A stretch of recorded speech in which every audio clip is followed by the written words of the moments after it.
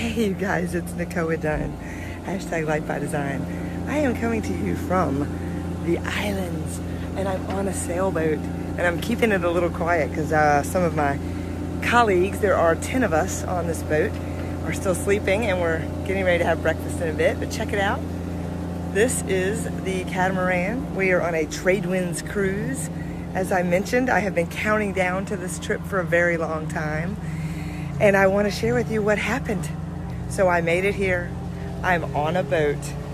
I have no bag. Yes, I made it here. I'm on a boat.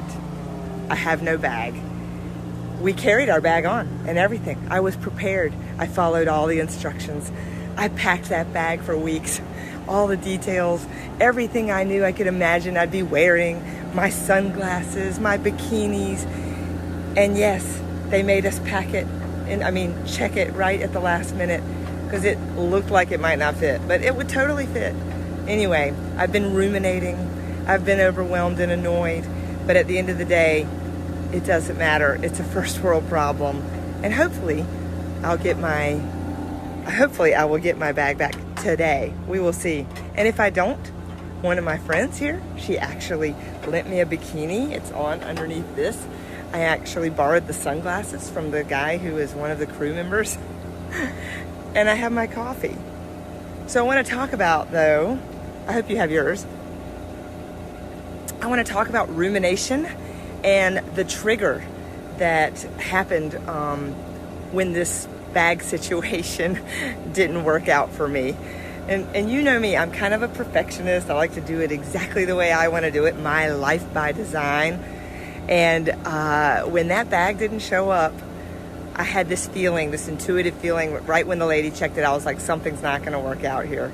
And sadly, it didn't. But when that bag didn't show up, I remember thinking there's a space between me and this situation. There's a space between me and the story of this bag not being here with, on this big trip of a lifetime. And I have a choice between the space between me and no bag where I can choose. I can be upset, I can be overwhelmed, I can be disappointed, as most people would be. Or I can choose to go with the flow and figure it out. We paid $7 for a toothbrush. I'm not kidding. I now have a toothbrush. I have one pair of contacts. Like I said, I borrowed these sunglasses. So I figured it out.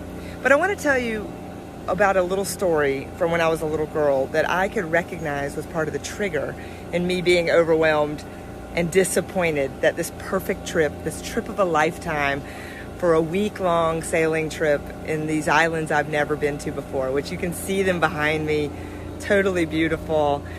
When I was a little girl, I went on a trip once, and this trip was to a camp.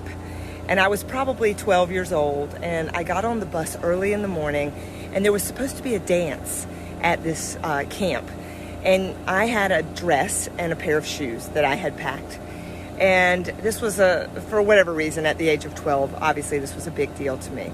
I get on the bus early in the morning, it was still dark, and all of a sudden, as the trip commenced, I thought, oh, I forgot the shoes. Oh my God, I forgot my shoes. And I remember spending the entire trip, probably over an hour or 2 hours, miserable, absolutely miserable, thinking, what am I going to do? There's going to be this dance.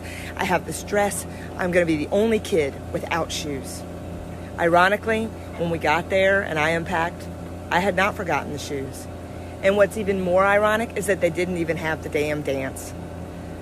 So yesterday, when this bag did not arrive with me, with all of the perfect outfits, the perfect sunglasses, the 8 different bikinis, everything I had planned for my dream sailing trip weren't here.